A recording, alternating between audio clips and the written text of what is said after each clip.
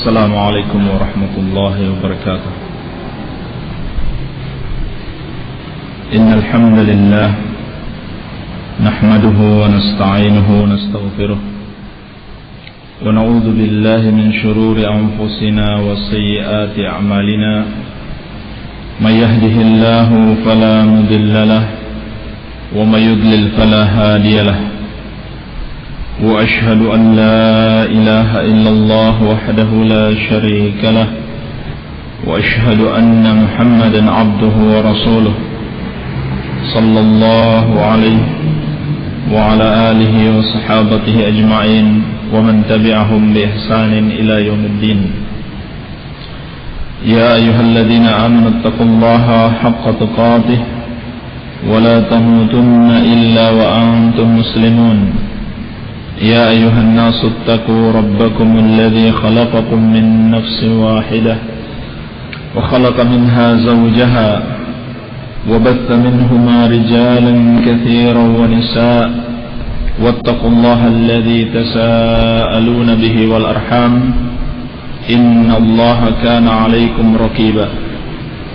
يا أيها الذين آمنوا اتقوا الله وقولوا قولا سديدا يصلح لكم أعمالكم ويغفر لكم ذنوبكم ومن يطع الله ورسوله فقد فاز فوزا عظيما. أما بعد فإن أصدق الحديث كتاب الله وخير الهدي هدي محمد صلى الله عليه وعلى آله وسلم وشر الأمور محدثاتها فإن كل محدثة بدعة وكل بدعة ضلالة وكل ضلالة في النار.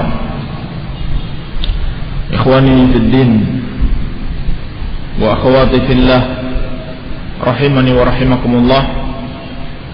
Semoga Allah subhanahu wa ta'ala senantiasa mencurahkan rahmatnya kepada kita sekalian. Alhamdulillah, pada kesempatan yang mulia ini Allah subhanahu wa ta'ala mempertemukan kita di rumahnya yang agung dalam rangka talabul ilmi syar'i, tafaqquh fid din wa tawasi bil haqq. Ketahuilah kaum muslimin, ini adalah sebuah nikmat yang sangat besar yang Allah subhanahu wa ta'ala anugerahkan kepada kita saat ini. Betapa tidak Nabi sallallahu alaihi wasallam telah menjanjikan keutamaan-keutamaan yang sangat besar bagi orang-orang yang mau meluangkan waktunya untuk duduk di majelis ilmu, untuk mengetahui apa yang diwajibkan Allah subhanahu wa ta'ala atasnya atau apa yang Allah subhanahu wa ta'ala larang, agar kemudian dia dapat mengamalkannya. Seperti dalam hadis riwayat Muslim dari sahabat Abu Hurairah radhiyallahu anhu, Nabi sallallahu alaihi wasallam bersabda, "Majtama'a qaumun fi baitin min buyutillah yatluna kitaballah wa yatadarasunahu bainahum illa nazalat alaihimus sakinah wa ghashiyatuhumur rahmah wa haffathumul malaikah wa dzakarahumullahu fi man indah." Kata Nabi sallallahu alaihi wasallam, tidaklah ada sekelompok orang yang berkumpul di salah satu rumah dari rumah-rumah Allah subhanahu wa ta'ala. Mereka membaca kitab Allah subhanahu wa ta'ala dan mereka saling mengajarkan akan kandungan dan makna dari kitab tersebut. Illa nazalat alaihimus sakinah, kecuali Allah subhanahu wa ta'ala akan menurunkan kepada mereka as-sakinah, yaitu ketenangan di dalam dada. Wa ghasyiyatuhumur rahmah, dan Allah Subhanahu wa taala akan mencurahkan kasih sayangnya kepada mereka. Wa haffathumul malaikah, dan mereka diliputi oleh para malaikat. Wa dzakarahumullahu fi man indah, dan Allah Subhanahu wa taala menyebutkan mereka di depan para malaikat yang mulia yang ada di sisi Allah Subhanahu wa taala. Ini sebuah pengabaran yang disampaikan oleh Nabi sallallahu alaihi wasallam yang menunjukkan kepada kita keutamaan menghadiri majalisul ilm, keutamaan untuk duduk menuntut ilmu agama di rumah Allah Subhanahu wa taala. Dan lebih daripada itu, sesungguhnya Allah Subhanahu wa taala telah menetapkan untuk meraih kebaikan apapun harus dimulai dengan memahami agama Allah Subhanahu wa taala. Tidak ada jalan yang lain. Untuk meraih kebaikan dunia dan akhirat harus melewati proses memahami agama Allah Subhanahu wa taala dengan baik, yaitu dipelajari dari sumbernya yang benar sesuai dengan pemahaman yang benar, yaitu Al-Quran was Sunnah ala fahmi salafil ummah. Ini sudah ketetapan Allah Subhanahu wa taala, sebagaimana dalam hadis Bukhari dan Muslim dari sahabat yang mulia Muawiyah bin Abi Sufyan radhiyallahu taala anhuma, Nabi sallallahu alaihi wasallam bersabda, "May yuridillahu bihi khairan yufaqihu fid din." Barang siapa yang Allah Subhanahu wa taala inginkan kebaikan padanya, maka Allah Subhanahu wa taala akan memahamkan dia dengan agamanya. Maka inilah kunci kebaikan. Kalau Allah inginkan kebaikan dalam diri seseorang, bukanlah yang pertama sekali Allah berikan harta kepadanya, bukan pula jabatan, kedudukan maupun ketenaran, tetapi yufaqihu fid din. Allah Subhanahu wa taala pahamkan dia dengan agamanya. Maka bersyukurlah bagi orang yang telah dibuat oleh Allah Subhanahu wa taala kecintaan di dalam hatinya untuk selalu menghadiri majelis ilmu. Allah buat hatinya untuk selalu senang dengan majalisul ilm. Dia merindukan selalu untuk datang di majelis ilmu dalam rangka tafaqquh fid din, berusaha memahami agama Allah Subhanahu wa taala yang mulia ini.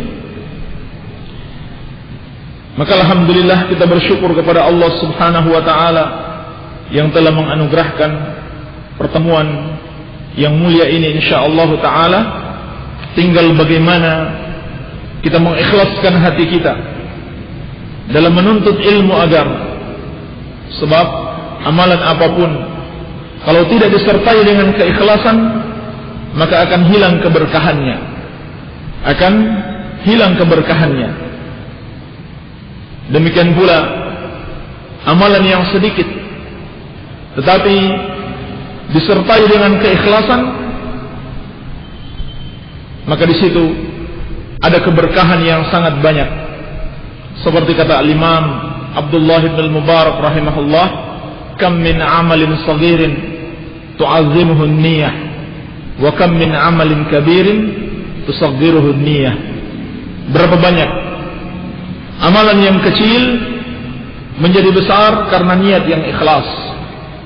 Demikian pula berapa banyak amalan yang besar namun menjadi kecil dikarenakan seorang melakukannya tidak ikhlas. Maka semoga Allah Subhanahu wa taala menganugerahkan keikhlasan di dalam diri kita di dalam menuntut ilmu. Adapun pembahasan yang akan kita kaji pada kesempatan yang mulia ini insyaallah taala adalah beberapa wasiat dari Al-Quran was Sunnah untuk bertakwa kepada Allah Subhanahu wa ta'ala dan berakhlak mulia. Sesungguhnya dua amalan ini, yaitu takwa kepada Allah Subhanahu wa ta'ala dan berakhlak mulia kepada manusia, adalah sesuatu yang sangat penting sekali. Bahkan Nabi sallallahu alaihi wasallam telah mengabarkan kepada kita, inilah dua amalan yang paling banyak memasukkan manusia ke dalam surga. Bukankah kita ingin masuk surga? Maka perlu kita ketahui amalan apa yang dapat memasukkan kita ke dalam surga. Di dalam sebuah hadis yang diriwayatkan al-Imam al-Bukhari dalam Al-Adabul Mufrad dari sahabat yang mulia Abi Hurairah radhiyallahu anhu, Nabi sallallahu alaihi wasallam bersabda, "Tadruna ma aktsaru ma yudkhilu an-nara?" Apakah kalian tahu apa yang paling banyak memasukkan manusia ke dalam neraka? Qalu Allahu wa rasuluhu a'lam. Sahabat mengatakan Allah dan Rasulnya yang lebih mengetahui. Maka kata Nabi sallallahu alaihi wasallam, yang paling banyak memasukkan manusia ke dalam neraka adalah al-ajwafan, dua buah rongga, yaitu al-farju wal fam, kemaluan dan mulut seseorang. Inilah dua anggota tubuh yang paling banyak memasukkan manusia ke dalam neraka, yaitu karena ulah kemaluannya dan ulah lisannya. Dia tidak tempatkan pada yang dihalalkan oleh Allah Subhanahu wa ta'ala, sehingga memasukkannya ke dalam neraka. Kemudian kata Nabi sallallahu alaihi wasallam, "Ma aktsaru ma yudkhilu an-nasa al-jannah?" Apakah yang paling banyak memasukkan manusia ke dalam surga? Beliau sendiri menjawabnya, taqwallahi azza wa jalla wa husnul khuluq. Yang paling banyak memasukkan manusia ke dalam surga adalah dua perkara, yaitu takwa kepada Allah Subhanahu wa ta'ala dan akhlak yang baik. Jadi subhanallah, apa yang akan kita bahas ini adalah sesuatu yang paling banyak memasukkan manusia ke dalam surga. Akankah kita termasuk dalam golongan yang dimasukkan oleh Allah Subhanahu wa ta'ala dalam surga dengan ketakwaan dan husnul khuluq, akhlak yang baik? Maka tentunya untuk menjawab hal tersebut harus dimulai dengan mempelajari, menuntut ilmu, mengerti hakikat ketakwaan dan bagaimana itu akhlak yang baik. Kemudian kita amalkan dalam kehidupan kita. Semoga Allah Subhanahu wa ta'ala memasukkan kita kepada surganya dengan dua amalan tersebut. Demikian pula ketika Nabi sallallahu alaihi wasallam berwasiat kepada Abu Dzar radhiyallahu anhu dan Mu'adz bin Jabal radhiyallahu anhu, sebagaimana yang diriwayatkan al-Imam Tirmidzi, maka Nabi sallallahu alaihi wasallam bersabda, "Ittaqillah haitsu ma kunta." Bertakwalah kepada Allah dimanapun engkau berada. Wa atbi'is sayyi'atal hasanata tamhuha, dan ikutkanlah perbuatan yang jelek dengan perbuatan yang baik, niscaya perbuatan yang baik itu akan menghapuskan perbuatan yang jelek. Wa khaliqin nasa bi khuluqin hasanin, dan pergaulilah manusia dengan akhlak yang mulia. Disebutkan secara bersama. Pertama, Nabi sallallahu alaihi wasallam mewasiatkan ittaqillah haitsu ma kunta. Bertakwalah kepada Allah dimanapun engkau berada. Lalu diakhiri dengan wa khaliqin nasa bi khuluqin hasanin. Berakhlaklah kepada manusia dengan akhlak yang baik. Ini semua menunjukkan bahwasannya Nabi sallallahu alaihi wasallam sangat memperhatikan dua perkara ini. Sehingga beliau mengabarkan ini adalah dua perkara yang paling banyak memasukkan umat manusia ke dalam surga. Demikian pula ini adalah wasiat yang beliau sampaikan kepada para sahabatnya. Baik. Pembahasan ini insyaallah taala kita bagi dua bagian. Bagian yang pertama kita akan membahas tentang ketakwaan, dan yang kedua tentang husnul khuluq, akhlak yang mulia. Pembahasan yang pertama tentang hakikat ketakwaan. Sesungguhnya telah kita pahami bersama bahwa Allah Subhanahu wa taala menciptakan kita di muka bumi ini dalam rangka beribadah kepadanya. Sebagaimana firman-Nya, "Wa ma khalaqtul jinna wal insa illa liya'budun, ma uridu minhum min rizqin wa ma uridu an yut'imun, innallaha huwar razzaq dzul quwwatil matin."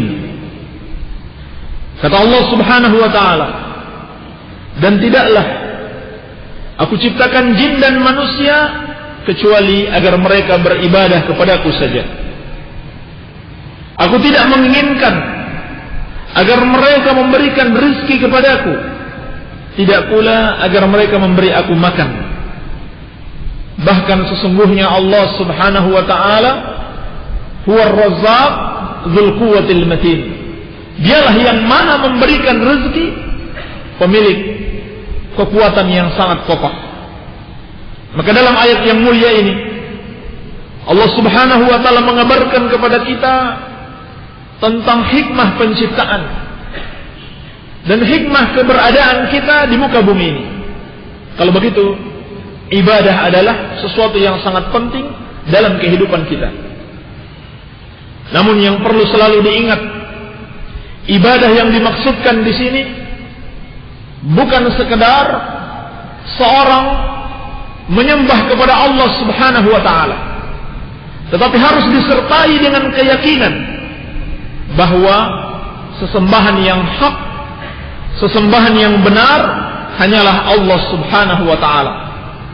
Oleh karena itu, sahabat yang mulia Ibnu Abbas radhiyallahu taala anhuma menjelaskan, kullu ma warada fil Qur'an min al-ibadah fa ma'naha at-tauhid. Semua kata ibadah yang ada dalam Al-Quran maknanya adalah tauhid, mengesahkan Allah Subhanahu wa ta'ala di dalam ibadah. Bukan sekedar menyembah Allah, tapi mengesahkan Allah dalam penyembahan tersebut, baik dalam keyakinan maupun dalam perbuatan. Kedua-duanya. Tidak cukup seseorang menyembah Allah Subhanahu wa ta'ala dalam keyakinannya, tetapi harus disertai dengan perbuatannya. Dia tidak beribadah kepada selain Allah. Sebaliknya, dalam perbuatannya dia hanya beribadah kepada Allah, dan dia juga yakin di dalam hati memang hanya Allah Subhanahu wa ta'ala yang patut disembah. Andaikan ada seorang mengaku muslim, KTP-nya tertulis beragama Islam, dia lahir dari keluarga muslim, tinggal di desa muslim, dan dia tidak pernah melakukan penyembahan kepada selain Allah. Dia melakukan sholat 5 waktu, dia berpuasa di bulan Ramadan, dia mengeluarkan zakat, bahkan dia berhaji ke Baitullah. Dia tidak pernah beribadah kepada selain Allah. Dia tidak pernah datang di kuburan untuk berdoa kepada wali fulan, atau dia tidak pernah datang di tempat keramat untuk meminta berkah kepada penunggu di tempat tersebut. Hanya saja di dalam hatinya dia berkeyakinan, boleh saja kalau ada manusia yang mau beribadah kepada selain Allah, sah-sah saja katanya. Kalau ada sebagian orang menggunakan hak asasinya untuk beribadah kepada selain Allah. Toh itu juga sudah dijamin oleh negara. Maka dengan keyakinan seperti ini dia kafir. Dia murtad, keluar dari Islam. Walaupun dia tidak pernah beribadah kepada selain Allah, tapi dalam hatinya dia meyakini boleh-boleh saja kalau siapa yang mau beribadah kepada selain Allah Subhanahu wa ta'ala. Maka ini yang dimaksud ibadah di dalam Al-Quranul Karim, yaitu memurnikan penyembahan hanya kepada Allah dan menyalahkan semua bentuk sesembahan selain Allah Subhanahu wa ta'ala. Kemudian, ikhwani fid din wa akhwati fillah rahimani wa rahimakumullah, setelah kita tahu makna ibadah yang sebenarnya dan pentingnya ibadah dalam kehidupan kita, apa sebetulnya tujuan Allah Subhanahu wa ta'ala memerintahkan kita beribadah kepadanya? Allah kabarkan di dalam kitabnya yang mulia, ya ayyuhan nasu ubudu rabbakumul ladzi khalaqakum wal ladzina min qablikum la'allakum tattaqun, dalam surat Al-Baqarah ayat ke-21. Wahai umat manusia, beribadahlah kepada Rabb kalian yang telah menciptakan kalian dan orang-orang sebelum kalian, la'allakum tattaqun, agar kalian bertakwa. Subhanallah, inilah tujuan kita beribadah, agar kita dapat meraih ketakwaan kepada Allah Subhanahu wa ta'ala. Demikian pula ketika Allah Subhanahu wa ta'ala mengambil perjanjian dari Bani Israel, yaitu dari golongan orang-orang yang durhaka dari kalangan Bani Israel. Saking durhakanya mereka, Allah Subhanahu wa ta'ala mengambil perjanjian dari mereka dengan cara apa? Gunung diangkat di atas mereka. Gunung Tur yang tadinya terikat dengan bumi, menempel di bumi, dilepas oleh Allah Subhanahu wa ta'ala dan diangkat sehingga posisi gunung itu sudah berada di atas mereka, bukan lagi berada di bumi. Dalam keadaan seperti itu, Allah Subhanahu wa ta'ala mengambil perjanjian dari mereka. Apa perjanjiannya? Allah kabarkan di dalam Al-Quran, wa idh akhadna mitsaqakum wa rafa'na fawqakum tura khudhu ma atainakum biquwwah wadhkuru ma fihi la'allakum tattaqun. Kata Allah Subhanahu wa ta'ala kepada mereka, dan ingatlah ketika kami mengambil perjanjian dari kalian dan kami mengangkat di atas kalian gunung Tur. Perjanjian itu apa? Khudhu ma atainakum biquwwah. Ambillah apa yang kami berikan kepada kalian dengan kuwah, dengan kekuatan, yaitu kitab Taurat. Amalkanlah dengan penuh kekuatan, dengan sungguh-sungguh. Wadhkuru ma fihi la'allakum tattaqun, dan ingatlah selalu apa yang ada dalam Taurat tersebut agar kalian bertakwa. Jadi tujuan Allah Subhanahu wa ta'ala memerintahkan mereka mengamalkan Taurat dan selalu mengingat isinya adalah agar mereka bertakwa. Demikian pula ketika Allah Subhanahu wa ta'ala bercerita tentang ulil albab, orang-orang yang punya akal, orang-orang yang punya otak, yaitu orang-orang yang berhukum dengan hukum Allah Subhanahu wa ta'ala. Sehingga orang-orang yang tidak berhukum dengan hukum Allah adalah orang-orang yang tidak punya otak, orang-orang yang tidak punya akal yang sehat. Sejatinya demikian. Apakah hukum tersebut mereka namakan KUHP atau Undang-Undang Dasar atau Undang-Undang Internasional ataupun hukum PBB dan lain sebagainya, hakikatnya mereka itu tidak punya akal apabila hukum-hukum tersebut bertentangan dengan hukum Allah. Maka Allah kabarkan kepada kita tentang ulil albab. Siapa mereka? Mereka itu adalah orang-orang yang berhukum dengan hukum Allah. Walakum fil qisasi hayatun ya ulil albab la'allakum tattaqun. Dan bagi kalian di dalam hukum qisas, dalam hukum membunuh dibalas bunuh, itu terdapat kehidupan. Wahai ulil albab, wahai orang-orang yang memiliki akal, la'allakum tattaqun, agar kalian bertakwa. Demikian pula setiap bulan Ramadan kita diperintahkan untuk melaksanakan puasa. Suatu amalan yang meletihkan, suatu amalan yang begitu berat kita laksanakan. Kita harus menahan lapar dan haus, dan juga menahan dari hawa nafsu. Tujuannya tidak lain untuk meraih ketakwaan kepada Allah Subhanahu wa taala, sebagaimana firman-Nya, ya ayyuhalladzina amanu kutiba alaikumus shiyam kama kutiba 'alal ladzina min qablikum la'allakum tattaqun.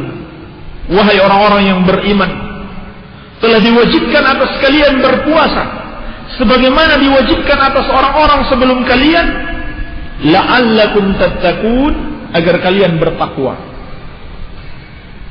Demikian pula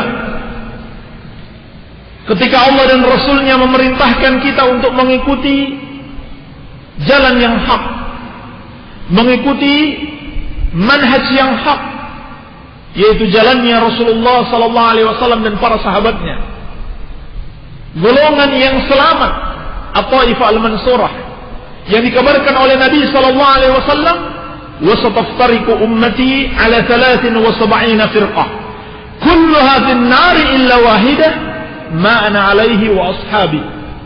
Umatku akan berpecah menjadi 73 golongan, semuanya di neraka kecuali satu, yaitu yang mengikuti aku dan para sahabatku. Inilah at-Taifah al-Mansurah, golongan yang ditolong, wal firqatun najiyah, dan golongan yang selamat, yang akan senantiasa ada sampai hari kiamat. Sebagaimana sabda Nabi sallallahu alaihi wasallam, la tazalu ta'ifatun min ummati 'ala al-haqqi zahirina la yadurruhum man khadhalahum wala man khalafahum hatta ya'ti Allah bi amrih wa hum 'ala dzalik. Akan senantiasa ada segolongan dari umatku yang tetap teguh berjalan di atas kebenaran. Mereka tidak mempedulikan orang-orang yang mencela mereka. Mereka tidak ambil pusing dengan orang-orang yang menyelisihi mereka, sampai datang ketetapan Allah Subhanahu wa taala, yaitu dimatikannya mereka sebelum hari kiamat dalam keadaan mereka istiqamah di atas jalan yang hak. Ini semua sudah kita pahami bersama. Tetapi apakah kita sudah memahami dengan baik untuk apa semua itu? Untuk apa kita diperintahkan mengikuti jalan yang hak dan meninggalkan berbagai macam kebid'ahan? Allah Subhanahu wa taala mengabarkan di dalam Al-Qur'an, wa anna hadza sirati mustaqiman fattabi'uh wa la tattabi'us subula fatafarraqa bikum an sabili dzalikum wasaqum bihi la'allakum tattaqun. Kata Allah Subhanahu wa taala, dan bahwasannya inilah jalanku yang lurus, satu jalan. Jalan lurus tidak berbilang, hanya satu. Fattabi'uhu, maka ikutilah jalan itu. Wala tattabi'us subula fatafarraqa bikum an sabili.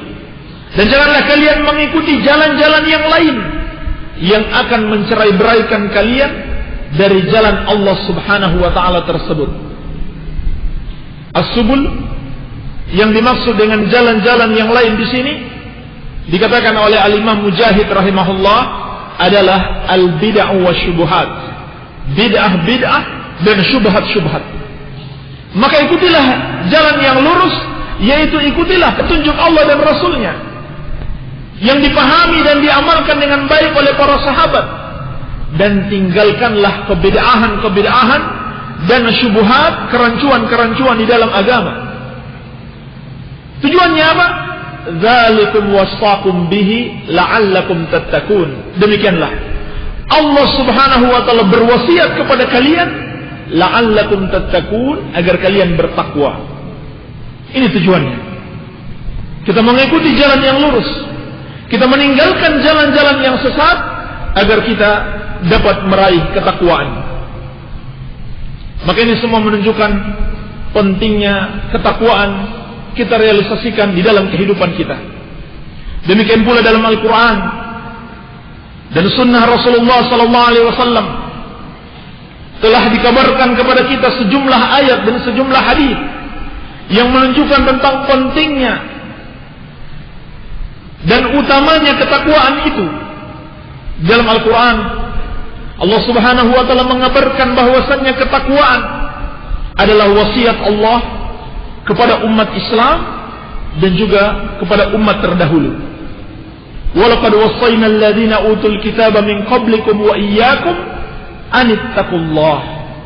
Dan sungguh kata Allah, kami telah berikan wasiat kepada orang-orang yang diberikan kitab sebelum kalian dan juga kepada kalian, anittaqullah, hendaklah kalian bertakwa kepada Allah Subhanahu wa ta'ala. Bahkan secara khusus kepada kaum muslimin, kepada kaum mukminin, Allah Subhanahu wa ta'ala perintahkan, ya ayyuhalladzina amanu taqullaha haqqa tuqatih wa la tamutunna illa wa antum muslimun. Wahai orang-orang yang beriman, bertakwalah kepada Allah dengan sebenar-benarnya takwa, dan janganlah kalian mati kecuali dalam keadaan sebagai muslim. Sahabat yang mulia Ibnu Mas'ud radhiyallahu anhu, ketika beliau menjelaskan makna haqqa tuqatih, sebenar-benarnya takwa, maka beliau mengatakan ayyuta fala yu'sa wa yudhkar fala yunsa wa yushkar fala yukfar. Maknanya adalah hendaklah Allah Subhanahu wa ta'ala ditaati dan jangan didurhakai. Hendaklah Allah selalu diingat. Demikian pula hukum-hukumnya selalu diingat dan jangan dilupakan. Dan hendaklah segala nikmat yang Allah berikan disyukuri dan jangan diingkari. Dan juga Allah Subhanahu wa ta'ala telah menjanjikan, barang siapa yang bertakwa kepadanya, maka Allah akan memperbaiki amalan-amalan mereka dan akan mengampuni dosa-dosa mereka. Sebagaimana dalam ayat yang sering kita baca, yang sering kita ingatkan dalam khutbatul hajah, Allah Subhanahu wa ta'ala berfirman, ya ayyuhalladzina amanu taqullaha wa qulu qawlan sadida yuslih lakum a'malakum wa yaghfir lakum dhunubakum wa may yuti'illaha wa rasulahu faqad faza fawzan 'azima. Kata Allah Subhanahu wa ta'ala, wahai orang-orang yang beriman, hendaklah kalian bertakwa kepada Allah dan ucapkanlah ucapan yang baik. Yuslih lakum a'malakum, niscaya Allah Subhanahu wa ta'ala akan memperbaiki amalan-amalan kalian. Wa yaghfir lakum dzunubakum, dan mengampuni dosa-dosa kalian. Dan barang siapa yang mentaati Allah dan Rasulnya, maka dia akan mendapatkan kemenangan yang besar. Dan juga Allah Subhanahu wa ta'ala menjanjikan suatu keutamaan yang besar bagi orang-orang yang bertakwa, yaitu mereka akan diberikan Al-Furqan, pembeda. Sebagaimana dalam firman Allah, in tattaqullaha yaj'al lakum furqana wa yukaffir ankum sayyi'atikum wa yaghfir lakum wallahu dzul fadlil 'azim.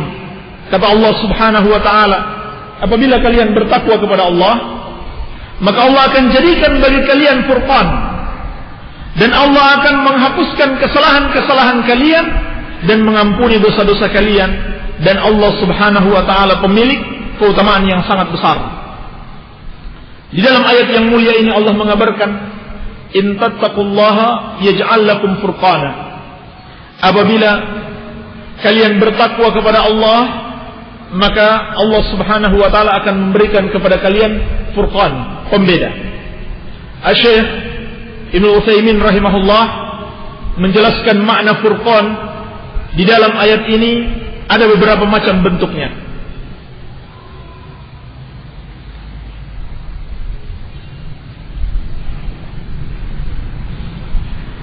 Bentuk yang pertama Furqan itu adalah al-furqan bainal haqqi wal batil wa bainad dar wan nafi. Seorang yang bertakwa akan diberikan al-furqan, akan diberikan pembeda, yakni pembeda antara hak dan batil, dan antara sesuatu yang bermanfaat dan sesuatu yang berbahaya. Ini keutamaan yang sangat besar. Siapa yang bertakwa kepada Allah, Allah Subhanahu wa ta'ala akan berikan di dalam dirinya kemampuan untuk bisa membedakan ini hak dan ini batil, ini benar dan ini salah, ini baik dan ini jelek, dan ini sesuatu yang membahayakan atau sesuatu yang bermanfaat. Ini keutamaan yang sangat besar. Ini yang pertama. Yang kedua, makna furqan, dia akan diberikan ilmu. Dalam bentuk apa ilmunya? Dalam bentuk ziyadatul huda wa ziyadatul ilm wa ziyadatul hifzi. Allah akan mudahkan dan menambahkan hidayah kepadanya, serta Allah akan menambahkan ilmu dan menguatkan hafalannya. Menguatkan hafalannya. Ini penting sekali. Seringkali kita hadir menuntut ilmu, kita rajin menuntut ilmu, tapi sedikit yang menempel di kepala. Seringkali kita sudah menuntut ilmu, tetapi sedikit sekali yang bisa bermanfaat dalam kehidupan kita, dan lebih sedikit lagi yang bisa kita sampaikan kepada saudara-saudara kita yang belum sempat menghadiri majelis ilmu. Lihatlah diri kita, barangkali sebabnya karena kita belum benar-benar bertakwa kepada Allah Subhanahu wa ta'ala. Oleh karena itu, Al-Imam Syafi'i rahimahullahu ta'ala pernah mengabarkan di dalam syairnya, syakautu ila waqi'in su'a hifdi fa arsyadani ila tarkil ma'asi wa akhbarani bi anna al-ilma nuran bi anna al-ilma nurun wa nurullahi la yuhda li'asi. Kata Imam Syafi'i rahimahullah, aku pernah mengadukan kepada guruku Waqi' akan buruknya hafalanku, maka beliau membimbingku untuk meninggalkan perbuatan maksiat, dan beliau mengabarkan kepadaku bahwasannya ilmu itu adalah cahaya, dan cahaya Allah tidak akan diberikan kepada orang yang suka berbuat maksiat. Ini makna furqan yang kedua. Makna yang ketiga,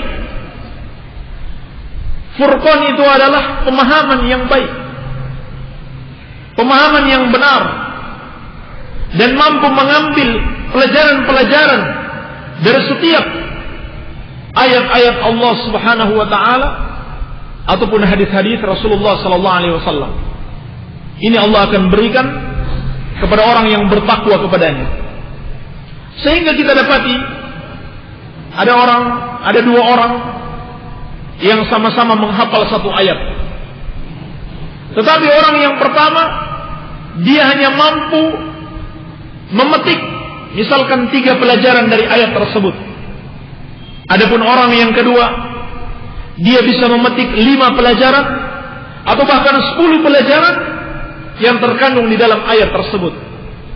Itu semua bergantung kepada ketakwaan mereka kepada Allah Subhanahu wa ta'ala.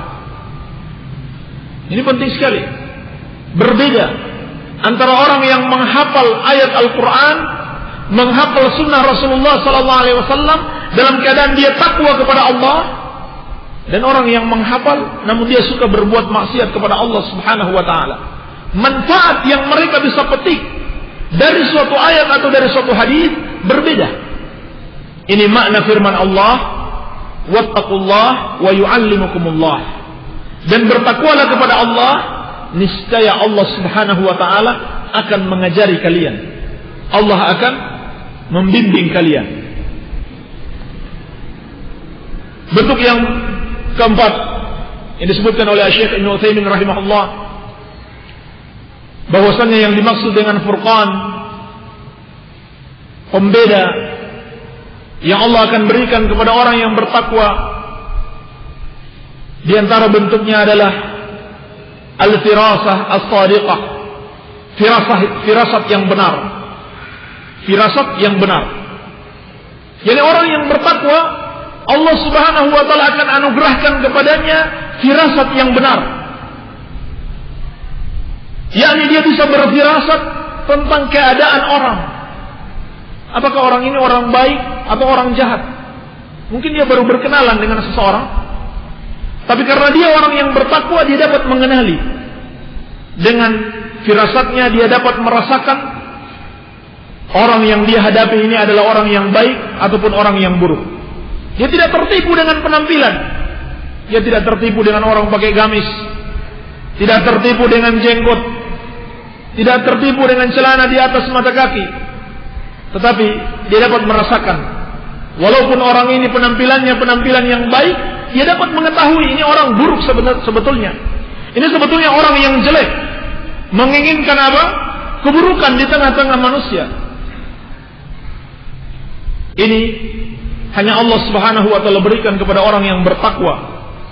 Sebagaimana juga disebutkan dalam hadis yang diriwayatkan oleh Imam Tabrani dan disahihkan oleh Syekh Al-Albani, Nabi sallallahu alaihi wasallam bersabda, "Inna lillahi ibadan ya'rifuna an-nasa bit-tawassum." Sesungguhnya Allah Subhanahu wa taala memiliki hamba-hamba khusus di mana mereka dapat mengenal manusia dengan firasat mereka. Mereka dapat mengenali manusia dengan firasat mereka. Dan ada sebuah hadis yang terkenal, hadis yang masyhur, namun seluruh jalan-jalannya dhaif, yaitu hadis yang berbunyi, "Ittaqu firasatal mu'min, fa innahu yanzuru bi nurillah." Faqara qawluhu ta'ala, "Inna fi dzalika laayat lil mutawassimin." Ada sebuah hadis, takutlah kalian dengan firasatnya seorang mukmin, karena seorang mukmin itu melihat dengan cahaya Allah. Kemudian beliau membaca, "Inna fi dzalika laayat lil mutawassimin." Firman Allah Subhanahu wa taala, sesungguhnya yang demikian itu adalah terdapat tanda-tanda bagi orang-orang yang memiliki firasat. Ini hadisnya dhaif, namun maknanya benar sesuai dengan hadis yang sebelumnya, hadis yang sahih, "Inna lillahi ibadan ya'rifuna an-nasa bit-tawassum." Sesungguhnya Allah memiliki hamba-hamba yang mengenali manusia dengan firasat mereka. Dan juga sesuai dengan penafsiran para ulama ketika menafsirkan firman Allah, "Inna fi dzalika laayat lil mutawassimin." Sesungguhnya yang demikian itu terdapat tanda-tanda bagi orang-orang yang memiliki firasat. Ditafsirkan oleh para ulama, salah satu tafsirannya, al-mutawassimin adalah orang-orang yang memiliki firasat. Dan semisal dengan itu adalah mimpi yang benar. Allah Subhanahu wa taala akan anugerahkan kepada orang-orang yang bertakwa. Sehingga dalam sebuah hadis yang diriwayatkan al-Imam al-Baihaqi dari sahabat yang mulia Abi Hurairah radhiyallahu anhu, Nabi sallallahu alaihi wasallam mengatakan, "Wa inna asdaquhum ru'ya asdaquhum haditha." Dan sesungguhnya mimpi manusia atau mimpi seseorang yang paling benar adalah yang paling benar ucapannya. Seorang ketika dia terjaga, dia selalu berucap yang benar, dia bertakwa kepada Allah di dalam ucapannya, maka ketika dia tidur, dia akan diberikan mimpi-mimpi yang benar, mimpi-mimpi dari Allah Subhanahu wa taala, bukan mimpi-mimpi yang palsu. Iya, ini termasuk dalam makna furqan. Kemudian yang kelima, yang terakhir, kata Syekh Ibnu Utsaimin rahimahullah, termasuk dalam makna furqan, pembeda yang Allah akan berikan kepada seorang yang bertakwa adalah al-karamah. Akan diberikan keramat. Apa? Akan diberikan al-karamah. Apa itu karamah? Karamah itu adalah al-amrul kharij minal adah. Suatu perkara yang keluar dari batas kemampuan manusia biasa. Artinya sesuatu yang sangat luar biasa, yang tidak mungkin manusia biasa mampu melakukannya. Tetapi orang-orang yang bertakwa kepada Allah, Allah Subhanahu wa taala mungkin memberikan kepada mereka karamah. Allah akan berikan kepada mereka karamah. Sehingga dari sini kita juga dapat mengetahui orang-orang yang tidak bertakwa kepada Allah, yang tidak mentauhidkan Allah, yang menyelisih sunnah Rasulullah sallallahu alaihi wasallam, lalu mereka menunjukkan kemampuan yang luar biasa, maka itu bukan karamah. Itu adalah permainan syaitan atau sihir.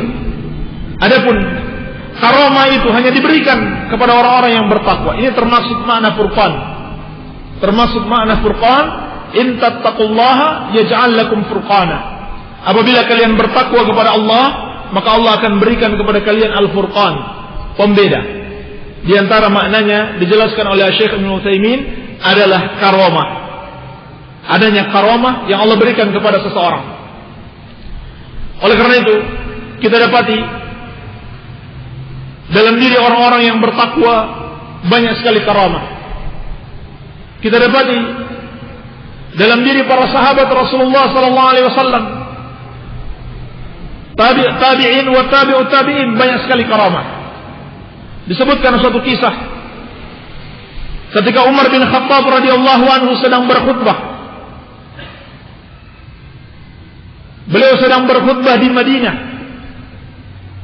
Tiba-tiba beliau dalam keadaan berkhutbah tersebut, dan di depannya ada manusia yang mendengarkan khutbahnya. Beliau mengatakan, ya sariyatul jabal, ya sariyatul jabal, wahai pasukan, hendaklah berlindung ke gunung. Wahai pasukan, hendaklah berlindung ke gunung. Padahal di depannya hanyalah orang-orang yang sedang duduk mendengarkan khutbahnya, bukan sebuah pasukan. Dalam keadaan yang sama, pasukan kecil yang beliau utus ke Irak itu mendengarkan ucapan Umar bin Khattab. Mereka mendengarkan, ya sariyatul jabal, ya sariyatul jabal, wahai pasukan, berlindunglah ke gunung. Wahai pasukan, berlindunglah ke gunung. Maka mereka segera berlindung ke gunung. Ternyata ketika itu pasukan musuh telah menyiapkan perangkap. Andaikan mereka tidak berlindung ke gunung, maka mereka akan terkena perangkap tersebut. Jadi Umar radhiyallahu anhu memerintahkan pasukannya yang dia utus ke Irak, dalam keadaan beliau sedang berkhutbah di Madinah. Suaranya bisa terdengar sampai ke Madinah, dan dengan itu dapat menyelamatkan pasukan kaum muslimin dari jebakan musuh. Ini bentuk karamah yang hanya Allah berikan kepada orang-orang yang bertakwa kepadanya. Dan apabila kita lihat banyak sekali bagaimana karamah Allah berikan kepada para sahabat dan tabi'in, dikarenakan ketakwaan mereka kepada Allah Subhanahu wa taala.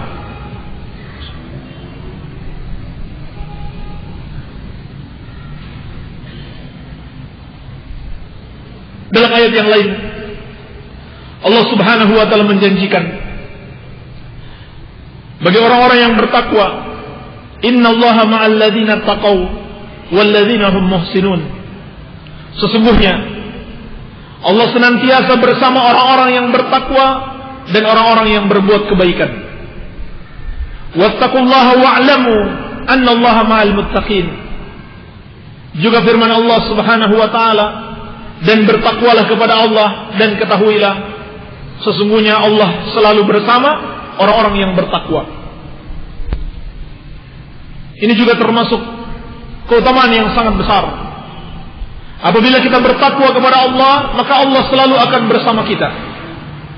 Allah selalu akan bersama kita. Dan ulama menjelaskan kebersamaan Allah dengan makhluk itu ada dua bentuk.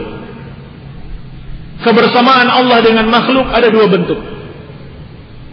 Ada kebersamaan yang sifatnya umum, yaitu berupa ilmu, pengawasan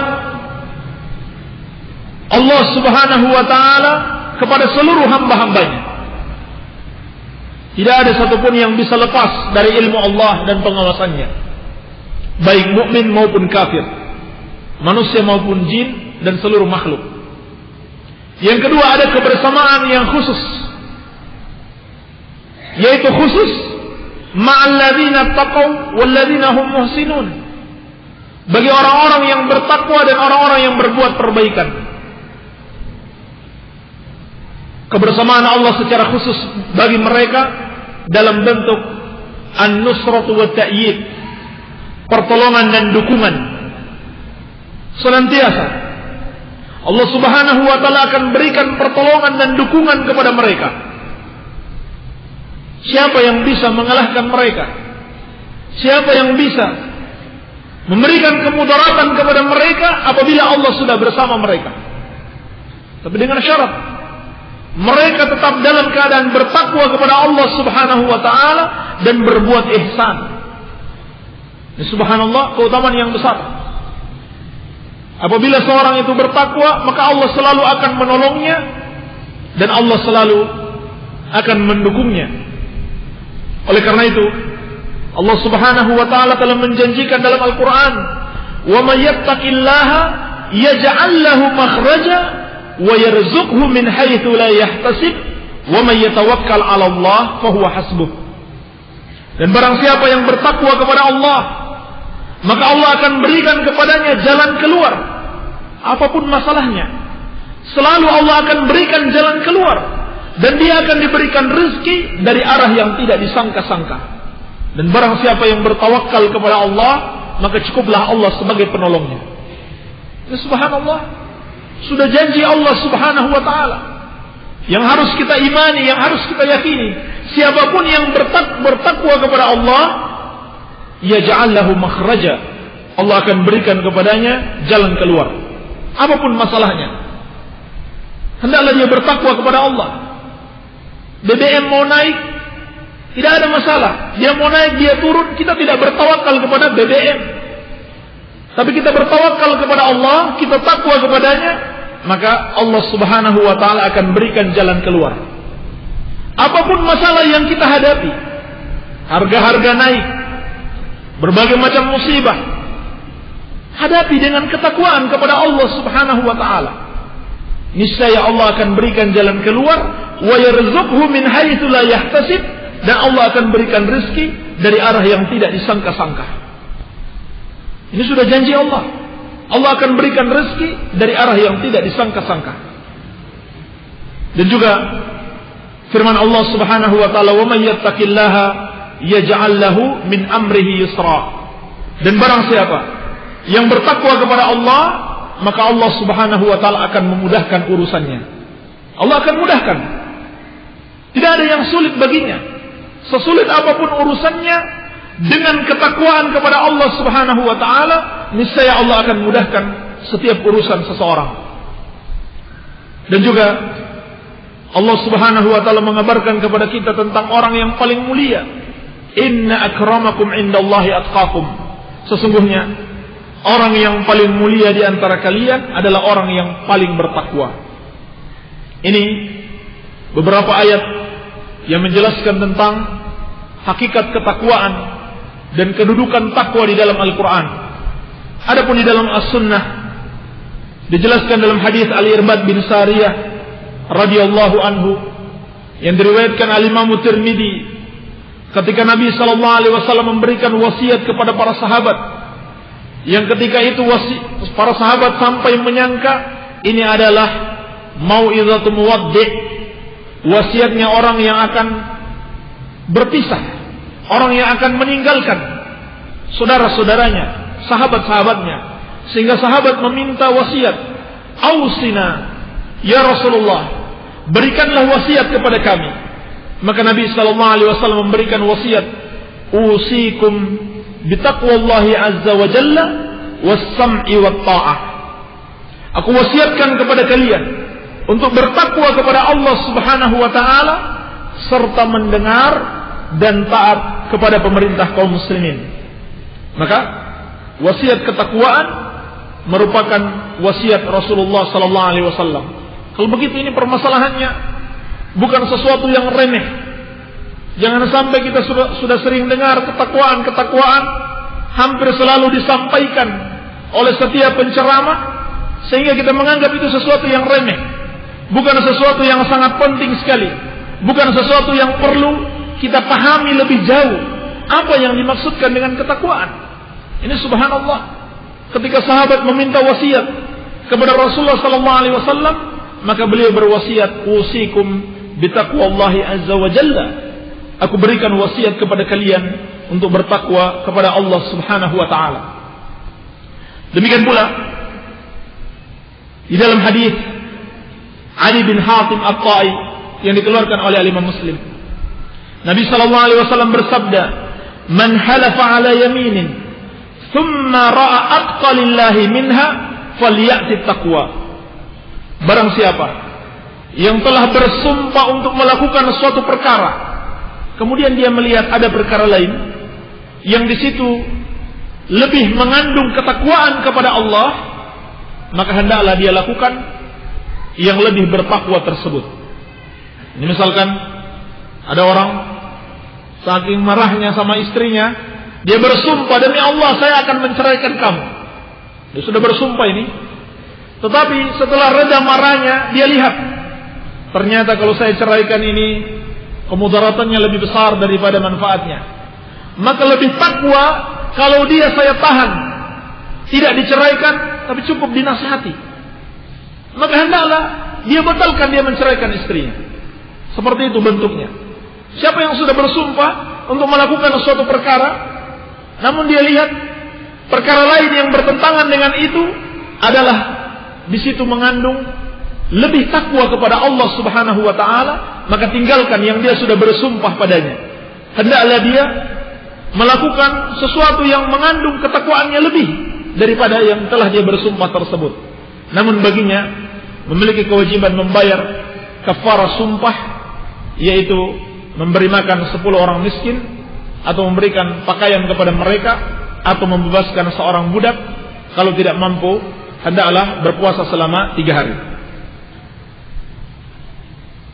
Juga dalam hadis yang diriwayatkan oleh Imam Muslim dari Ibnu Mas'ud radhiyallahu anhu, dijelaskan di situ di antara doa yang sering dibaca oleh Rasulullah sallallahu alaihi wasallam, beliau senantiasa membaca, "Allahumma inni as'aluka al-huda wat tuqa wal afafa wal ghina." Ya Allah, anugerahkanlah kepadaku hidayah, ketakwaan, kesucian dan kecukupan.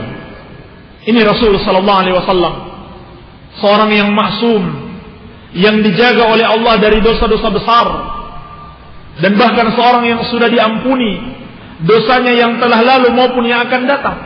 Tetapi beliau mengajarkan kepada kita untuk selalu berdoa, meminta ketakwaan. Sudahkah kita selalu membaca doa ini?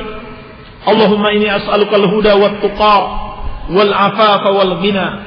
Ya Allah, anugerahkanlah kepadaku hidayah, ketakwaan, kesucian diri, dan juga kecukupan.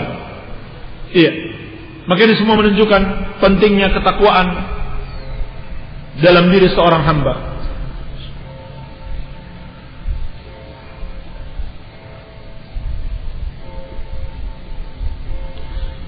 Kemudian kita akan menyebutkan insyaallah taala tentang hakikat ketakwaan.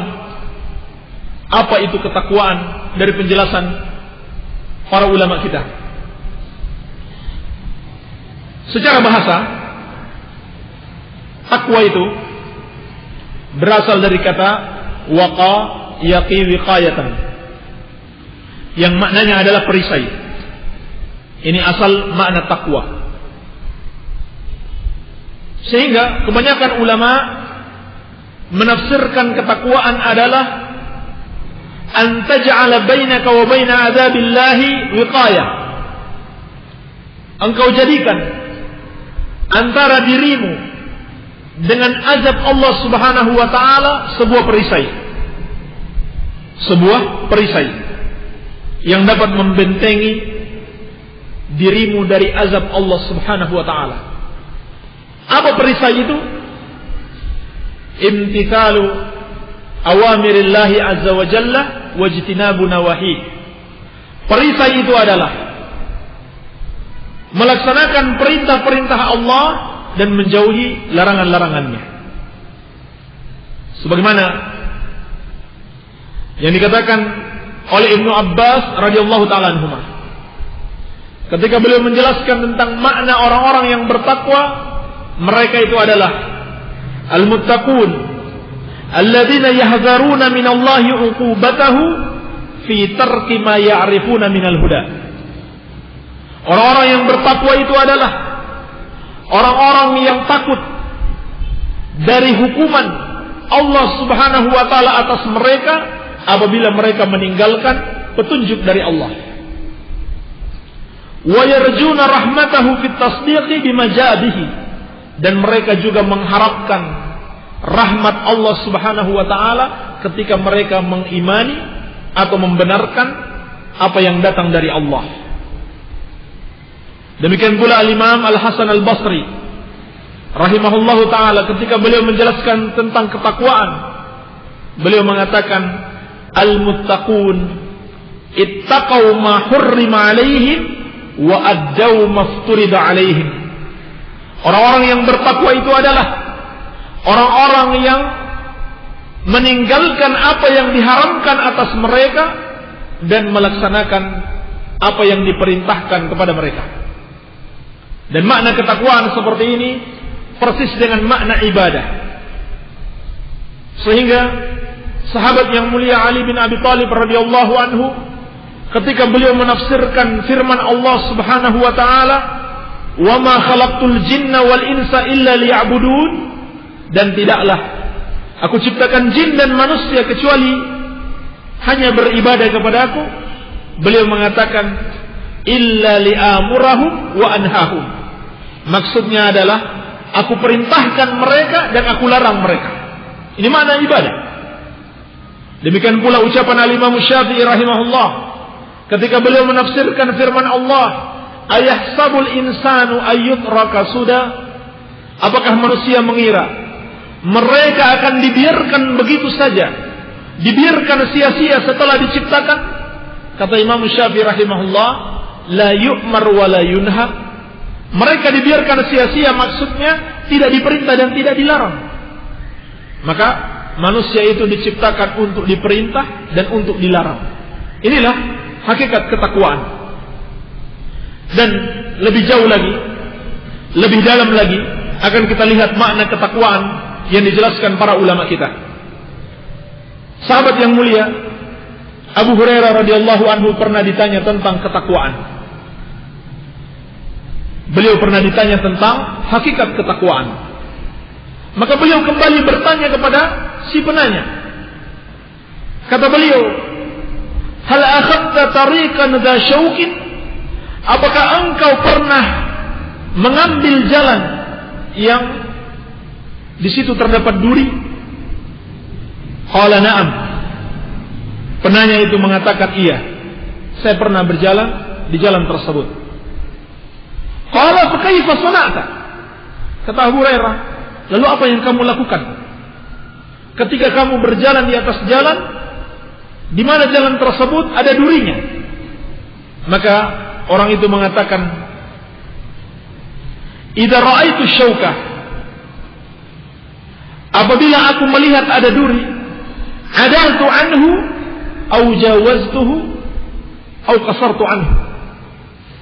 Apabila aku melihat di jalan tersebut terdapat durinya, maka aku mengambil jalan yang lain, atau aku melangkahinya, ataupun aku tidak jadi melangkahinya.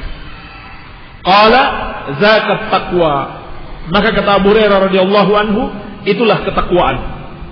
Itulah ketakwaan. Maksudnya apa? Seorang yang bertakwa adalah orang yang berhati-hati.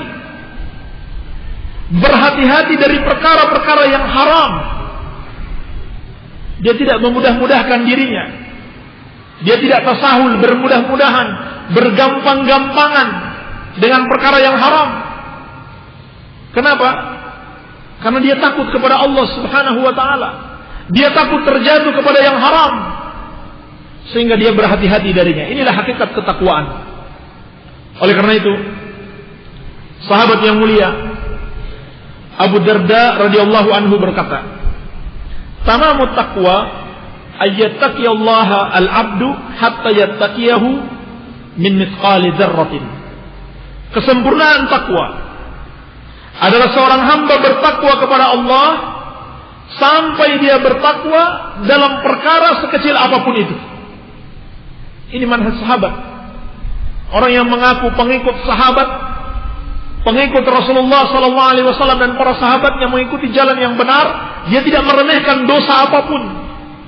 Dia bertakwa kepada Allah Subhanahu wa taala dalam keadaan bagaimanapun juga.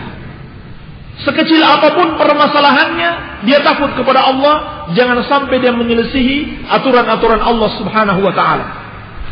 Sampai kata Abu Darda radhiyallahu anhu, hatta yatruka ba'da ma yara annahu halal khasyata an yakuna haraman yakunu hijaban bainahu wa bainal haram. Sampai orang yang betul-betul bertakwa ini, dia meninggalkan sebagian perkara yang menurutnya itu halal. Kenapa? Karena takut jangan sampai dia terjatuh pada perkara yang haram.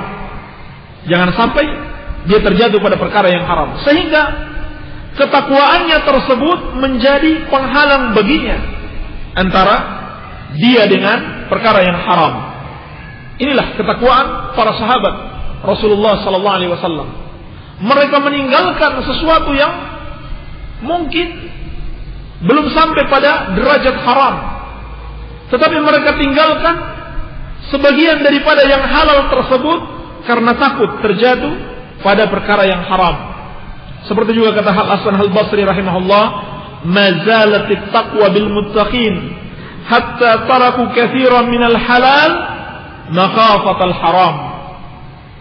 Ketakwaan itu selalu ada pada diri orang-orang yang bertakwa sampai mereka meninggalkan banyak sekali perkara halal karena takut terjatuh di dalam perkara yang haram. Sampai seperti itu yang dituntut dari seorang muslim.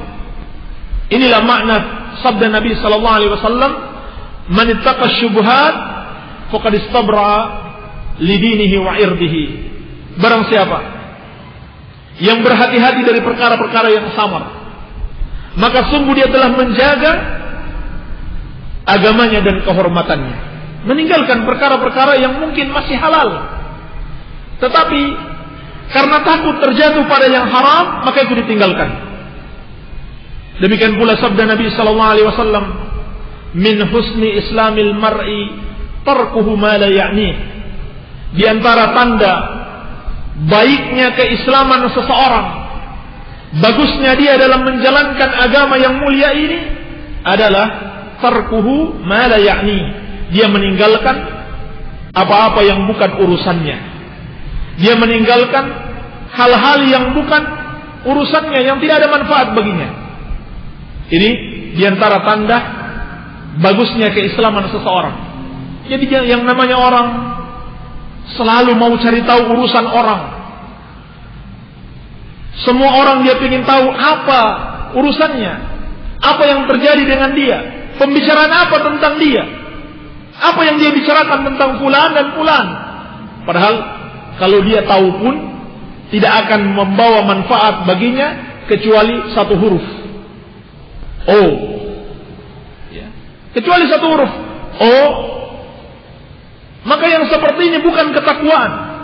Nabi sallallahu alaihi wasallam mengabarkan kepada kita, "Min husni islamil mar'i tarkuhu ma la ya'ni." Di antara tanda bagusnya keislaman seseorang adalah dia meninggalkan apa yang tidak bermanfaat baginya. Apa yang bukan urusannya, yang tidak bermanfaat baginya. Ini makna ketakwaan. Kemudian di antara salaf menjelaskan, yakni Talib bin Habib rahimahullahu taala berkata, ketika beliau menjelaskan tentang hakikat ketakwaan, beliau mengatakan, "At-taqwa an ta'mala bi ta'atillah ala nurin minallah tarju thawaballah wa an tatruka ma'siyatallah ala nurin minallah takhafu iqaballah." Ini makna takwa yang juga sangat bagus sekali dijelaskan para ulama salaf. Beliau berkata, takwa itu adalah engkau beramal ketaatan kepada Allah berdasarkan cahaya dari Allah, dalam keadaan engkau mengharapkan pahala dari Allah Subhanahu wa ta'ala. Inilah ketakwaan. Engkau beramal saleh berdasarkan cahaya dari Allah dan engkau mengharapkan pahala dari Allah. Maksudnya apa? Ketakwaan itu harus berdasarkan ilmu dan keikhlasan. Takwa itu adalah engkau beramal saleh ala nurin minallah, berdasarkan cahaya dari Allah, yakni ilmu dari Allah Subhanahu wa ta'ala, yang berdasarkan dalil. Inilah hakikat ketakwaan. Harus berdasarkan dalil Al-Quran was sunnah. Oleh karena itu, seorang yang memperbanyak ibadahnya, banyak amalan-amalan yang dia kerjakan, zikir-zikir banyak dia ucapkan, tetapi jika kenyataannya amalan tersebut tidak berdasarkan nurun minallah, cahaya dari Allah, ilmu dari Allah, petunjuk dari Rasulullah sallallahu alaihi wasallam, walaupun di mata kita subhanallah dia orang yang banyak beribadah, banyak amalannya, tetapi hakikatnya dalam pandangan Allah Subhanahu wa ta'ala itu adalah syarrul umur, seburuk-buruknya perkara. Seburuk-buruknya perkara. Iya. Jadi seorang yang melakukan kebid'ahan, membuat hal-hal baru di dalam agama, bukanlah orang-orang yang bertakwa. Yang paling berbahaya lagi, ketika mereka tertipu dengan amalan-amalan mereka, gurur. Mereka sangka dengan amalan-amalan mereka tersebut, mereka berada di atas jalan yang hak. Mereka telah melakukan kebenaran. Mereka itulah yang dimaksud orang-orang yang bertakwa. Inilah yang Allah ingatkan dalam Al-Quran. Afaman zuyyina lahu su'u amalihi fara'ahu hasanan. Yaitu orang yang telah dihiasi oleh syaitan amalan buruknya, sehingga dia melihat amalan buruknya itu sebagai suatu kebaikan. Oleh karena itu, demi menghiasi amalan buruk tersebut agar tampak sebagai kebaikan di mata manusia, mereka menambahkan dengan istilah hasanah. Bid'ah ditambahkan dengan hasanah, jadilah bid'ah hasanah. Padahal Nabi sallallahu alaihi wasallam mengabarkan itu adalah syarrul umur, seburuk-buruknya perkara. Sebagaimana dalam sabda beliau, iyyakum wa muhdatsatil umur, fa inna kulla muhdatsatin bid'ah wa kulla bid'atin dhalalah wa kulla dhalalatin finnar. Hati-hati kalian dengan perkara-perkara baru di dalam agama, karena sesungguhnya setiap yang baru di dalam agama itu bid'ah, dan setiap bid'ah itu sesat, dan setiap kesesatan tempatnya di neraka. Dan juga sabda Nabi sallallahu alaihi wasallam, fa inna khairal huda hudan Nabi sallallahu alaihi wasallam wa syarrul umur muhdatsatuha. Dan sebaik-baiknya petunjuk adalah petunjuk Nabi sallallahu alaihi wasallam, dan seburuk-buruknya perkara adalah perkara-perkara yang baru di dalam agama. Maka kebid'ahan itu adalah perkara baru di dalam agama yang paling buruk, syarrul umur. Tetapi syaitan telah menghiasi amalan yang buruk itu sehingga mereka katakan ini adalah bid'ah hasanah, bid'ah yang baik. Dalam keadaan mereka tahu Nabi sallallahu alaihi wasallam telah mengabarkan fa inna kulla bid'atin dhalalah. Sesungguhnya setiap bid'ah itu sesat. Seakan-akan dia mengatakan, wahai Nabi, kamu tidak tepat, kamu salah. Kita punya bid'ah yang hasanah loh. Tidak semua bid'ah yang sesat, kita punya bid'ah yang hasanah. Menurut siapa? Ya menurut kita. Maka yang seperti ini bukan ketakwaan. Ketakwaan itu adalah an ta'mala bi ta'atillah ala nurin minallah. Engkau beramal ketaatan kepada Allah berdasarkan ilmu dari Allah Subhanahu wa ta'ala. Tarju thawab Allah, dalam keadaan engkau mengharapkan pahala dari Allah Subhanahu wa ta'ala. Ini namanya ketakwaan. yakni dilakukan dengan ikhlas, sehingga suatu amalan itu dapat berubah menjadi amalan yang paling buruk apabila seorang tidak ikhlas di dalam mengamalkannya. Kemudian kata beliau, wa an tatruka maksiat Allah ala nurin min Allah fakhafu iqaballah. Dan takwa itu adalah engkau tinggalkan perbuatan maksiat kepada Allah ala nurin min Allah, berdasarkan ilmu dari Allah, yakni karena engkau tahu itu adalah perkara yang diharamkan oleh Allah, maka engkau tinggalkan. Dan engkau tinggalkan itu karena engkau takut kepada Allah Subhanahu wa ta'ala, bukan karena engkau takut kepada manusia, bukan pula karena ikut-ikutan kepada manusia, tapi engkau tinggalkan perbuatan tersebut karena engkau tahu itu diharamkan oleh Allah dan engkau takut kepada Allah Subhanahu wa ta'ala. Ini makna ketakwaan yang hakiki, bertakwa berdasarkan ilmu. Oleh karena itu, Nabi sallallahu alaihi wasallam di dalam banyak hadis mengabarkan kepada kita. Di antaranya dalam hadis Al-Bukhari dari Ummul Mukminin Aisyah radhiyallahu anha, Nabi sallallahu alaihi wasallam bersabda, "Inna atqakum wa a'lamakum billahi ana." Sesungguhnya aku adalah orang yang paling bertakwa di antara kalian dan paling berilmu tentang Allah Subhanahu wa taala. Jadi di sini terdapat penegasan dari Rasulullah sallallahu alaihi wasallam bahwa ketakwaan seseorang selalu beriringan bersama ilmu yang dia miliki. Ini kata kunci untuk meraih ketakwaan.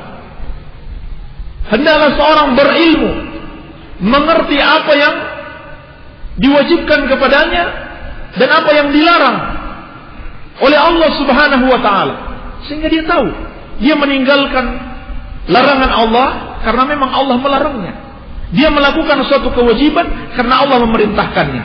Ini hakikat ketakwaan.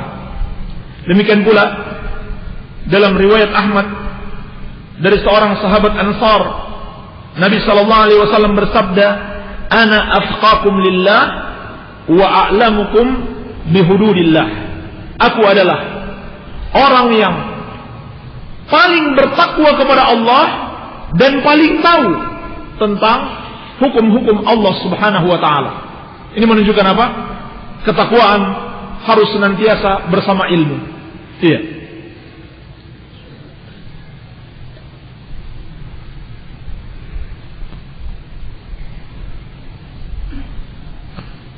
Ikhwani fid din wa akhwati fillah, rahimani wa rahimakumullah. Semoga Allah Subhanahu wa taala senantiasa mencurahkan rahmatnya kepada kita sekalian. Ketahuilah, sesungguhnya ketakwaan yang diinginkan Allah Subhanahu wa taala adalah kita bertakwa kepadanya fi sirri wal alan, dalam keadaan kita bersendirian dan di tengah-tengah manusia. Bukanlah ketakwaan itu ketika seorang berada di tengah-tengah manusia, ketika orang-orang menyaksikannya, dia takwa kepada Allah Subhanahu wa taala, dia tampakkan ketaatan kepada Allah Subhanahu wa taala, dia tampakkan sebagai orang yang paling takut dengan sesuatu yang haram.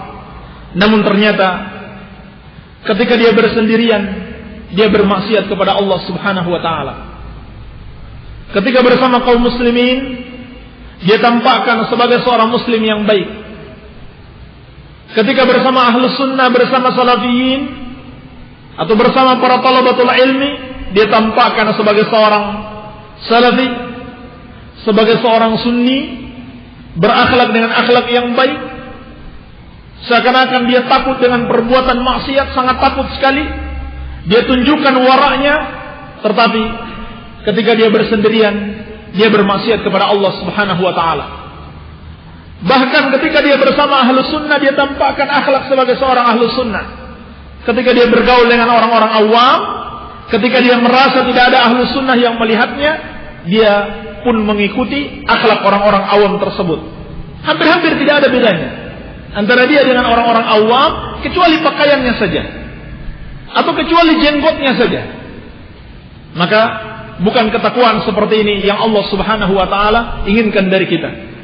Tetapi ketakwaan fi sirri wal alam.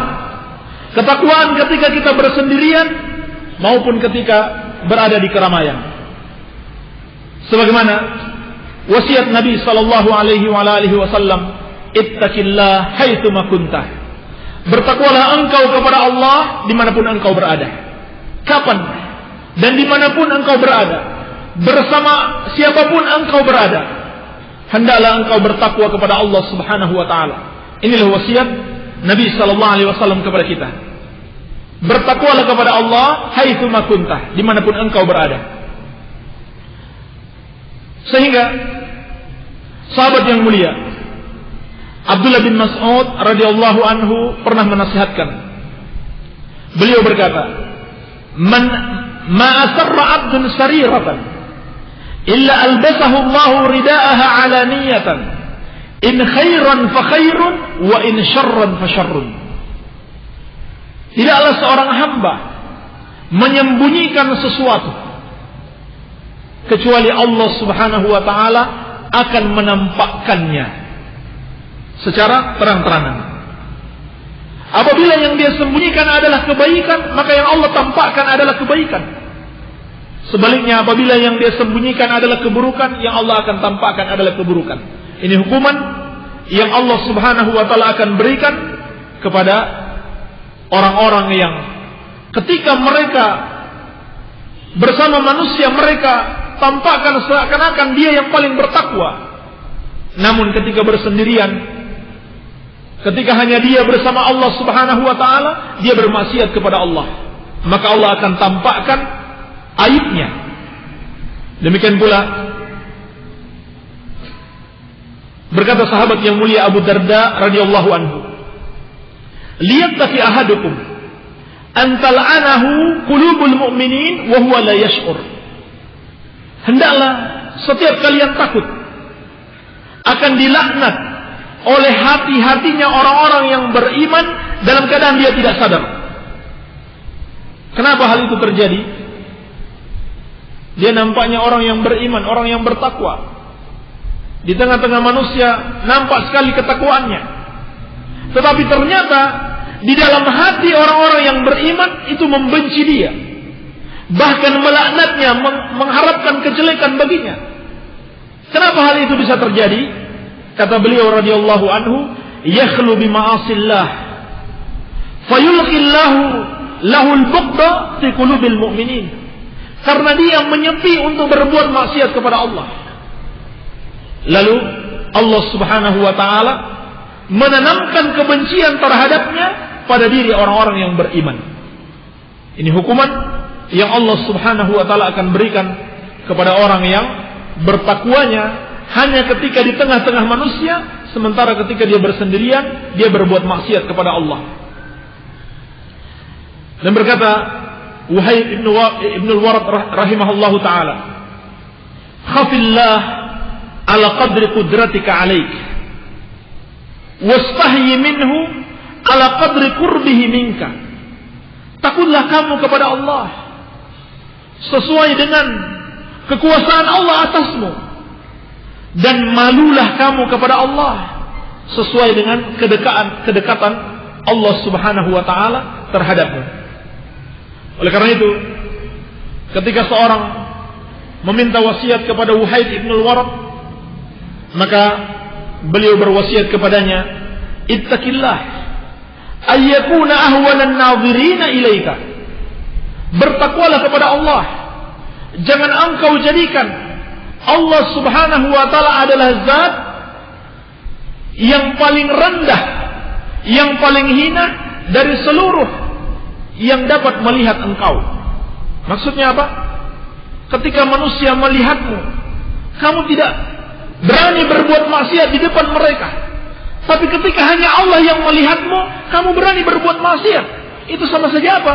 Kamu menjadikan Allah adalah orang yang paling hina dari semua yang melihatmu. Ketika bersama manusia dia takut berbuat maksiat, takut kepada manusia, takut dicela, Tapi ketika dia bersendirian bersama Allah, dia berani berbuat maksiat. Kalau begitu dia remehkan Allah Subhanahu wa taala.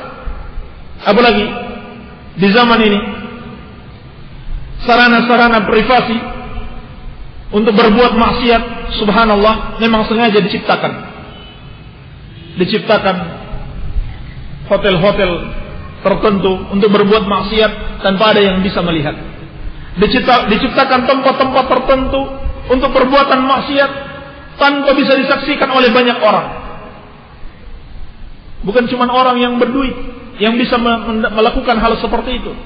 Orang yang punya uang 3.000 perak saja untuk membayar internet 1 jam sudah disediakan kamar internet secara privasi. Hanya dia sendirian di dalam dan sudah tertutup dari pandangan orang lain. Maka dia bebas melihat hal-hal yang diharamkan atau membaca hal-hal yang diharamkan di kamar internet tersebut. Tidak ada yang melihatnya kecuali Allah Subhanahu wa taala.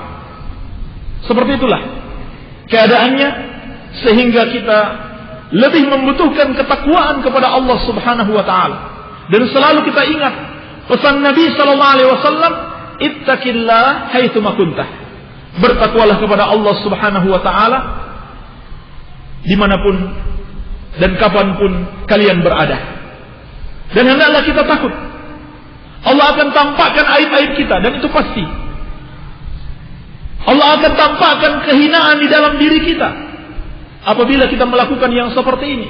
Di tengah-tengah manusia kita menampakkan, masya Allah, ahli ibadah, pakai gamis kesana kemari, pakai peci terus, nggak pernah lepas, tampil sebagai orang yang ahli ibadah. Tapi ketika bersendirian kita bermaksiat kepada Allah, sesungguhnya Allah akan menampakkan kehinaan kita. Sehingga berkata Sulaiman At-Taimi rahimahullah, innar rajula la yusibu dzamba fi sirri fayusbihu alaihi madallatuhu. Sesungguhnya seseorang itu melakukan perbuatan dosa ketika dia bersendirian. Masuk dia waktu pagi, nampak kehinaan di dalam dirinya. Walaupun mungkin orang tidak tahu habis apa dia ini. Tadi malam habis melakukan apa. Mungkin orang tidak bisa memastikan. Tetapi orang tahu. Orang-orang yang memiliki basirah nampak dalam dirinya kehinaan. Dan Allah menanamkan kebencian dalam hati orang-orang yang beriman kepadanya. Seperti kata Abu Darda yang kita sebutkan tadi. Sehingga berkata Al-Hafidh Ibn Rajab rahimahullahu ta'ala, innal abda la yudnimu dzamba fima bainahu wa bainallah thumma yaji'u ila ikhwani fayarawna athara dzalika alaihi. Sesungguhnya seorang hamba itu apabila dia melakukan dosa dan tidak ada yang menyaksikan kecuali Allah Subhanahu wa taala, kemudian setelah itu dia datang kepada saudara-saudaranya. Dia datang dalam tampilan orang yang bertakwa. Tetapi ketika dia belum bertemu saudara-saudaranya tersebut, dia melakukan kemaksiatan. Maka mereka dapat melihat pengaruh dari perbuatan maksiat tersebut dalam dirinya.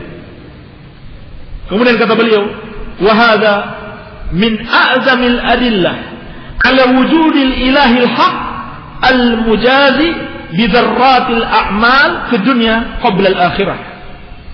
Yang seperti ini kata Ibnu Rajab merupakan dalil yang paling besar akan keberadaan sesembahan yang hak yang mampu membalas amalan sekecil apapun di dunia ini sebelum di akhirat. Takutlah kita. Ini penjelasan para ulama salaf. Mereka mengabarkan kepada kita, seseorang itu apabila dia berbuat maksiat bersendirian, kemudian dia berjumpa dengan manusia, akan terlihat pengaruhnya. Mungkin dalam pembicaraannya terlihat, mungkin dalam raut wajahnya terlihat pengaruhnya.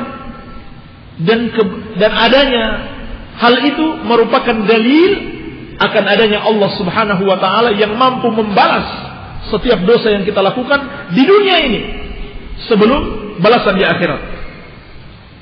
Wala yudayyi'u indahu amalu amilin. Dan tidak disia-siakan di sisi Allah amalan seorang pun. wala yanfa min qudratihi hijabun wala istitarun. Dan tidak ada manfaat sama sekali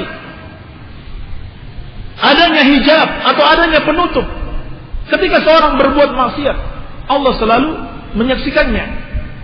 Sehingga kata beliau, "Fas-sa'id man aslaha ma bainahu wa bainallah." Maka orang yang berbahagia itu adalah orang yang perbaiki hubungannya dengan Allah Subhanahu wa taala ketika dia bersendirian dengan Allah. Fa innahu man aslaha ma bainahu wa bainallah, aslaha Allahu ma bainahu wa bainal khalqi. Karena sesungguhnya siapa yang memperbaiki hubungan khusus antara dia dengan Allah, maka Allah akan memperbaiki hubungannya dengan hamba-hambanya. Wa man yaltamasa mahabinan nas bi sukhatillah, ada hamiduhu minan nasi lahu dzamman.